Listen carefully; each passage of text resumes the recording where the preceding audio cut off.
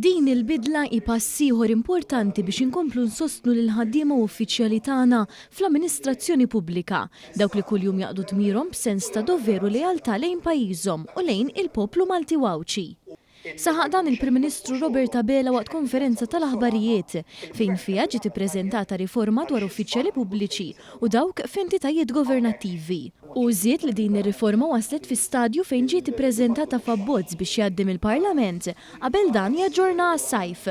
Dr. Abela qal li l-poplu għandu dritt tal-amministrazzjoni pubblika li taħdem b'mod effettiv u b'serenità u għalhekk il-Gvern irid li jagħti serħan il-moħħ lil dawk li jservu biex ikunu jistgħu jaqdu dmirhom mingħajr biża' li jispiċċaw f'xi kawża legali mhux mixtieqa. Il-ħaddiema kollha li jkunu qegħdin jaħdmu imbwana fede, jiġifieri in good faith, għal dak il-ħaddiema kollha li jwettqu dmirijietom mingħajr ma naturalment ikunu qegħdin iwettqu xi reat kriminali, għal dak il-ħaddiema kollha tal-amministrazzjoni pubblika illi ma jkunux qed iwettqu xogħolhom b'xi negliġenza grossolana, il-Gvern kellu jagħmel tajjeb għal xi żball in good faith li setgħu jagħmlu. Hawnhekk qegħdin nitkellmu dwar ħidma sfiqa illi titwettaq ta' kuljum u ma jagħmel żball biss dak li ma jagħmel xejn. Min ma jagħmel xejn għandu l-privileġġ li jista' jgħid li ma jagħmel żbalji, però ikun qed jabdiga mill-iktar ħaġa importanti twettiq ta' dmiru li aħna għandna l-ġurament tal-ħatra wkoll li rridu iwettquh. Il-Prim Ministru kompla li din ir-riforma hi parti minn viżjoni usa ta' tissieħ tas-servizz pubbliku. Dan hekk jiffakkar li ftit tax-xhur ilu ġie firmat ftehim kollettiv li ta' żidiet fil-pagi u poġġa l-pedament għal titjib fis-sigurtà tal-impjeg u fil-kundizzjonijiet tax-xogħol għal 33,000 ħaddiem. Dan fil-waqt li qed ikompli jissaħħaħ l-investiment fil-ħaddiema taċ-ċivil, anke fl-għodda mogħtija lilhom, fosthom l-investiment ta' 4 miljun euro ma' Microsoft f'sistema ġdida tal-intelligenza artifiċjali. Dr. Abela fil-11 il-ftehim iffirmati fix-xahrejn li għaddew li saħħew il-pagi u l-kundizzjonijiet ta' madwar 1100 ħaddiem taċ-ċivil.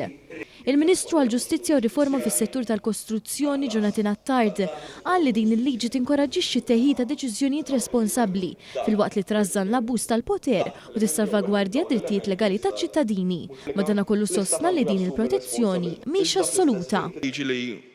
Ma tfissirx protezzjoni assoluta, tfisser imma ċarezza legali u strutturata, tneħħi l-ambigwità u tiddefinixxi minnu responsabbli meta u kif tagħti lil dawk li fil-kariga pubblika is-serħan il-moħħ neċessarju biex jieħdu deċiżjonijiet fl-interess tal-pajjiż mingħajr biża' personali li ma tkunx iġġustifikata, fl-istess ħin iżżomm anke bilanċ min jaġixxi b'mod irresponsabbli jew biksur ta' dmirijiet tiegħu se jibqa' imġiel iwieġeb quddiem il-ġustizzja. Min-naħa tiegħu il-kap tas-Servizz Pubbliku Tony Sultana sostna li f'pajjiż li qed jevolvi brata daqstant maġla, l-amministrazzjoni pubblika tkun aktar dinamika biex tkun viċin in-nies. Id-dmir tagħna hu li naraw li jagħmlu hekk b'mod ġust, b'serħan il-moħħ, appoġġjati u rrispettati.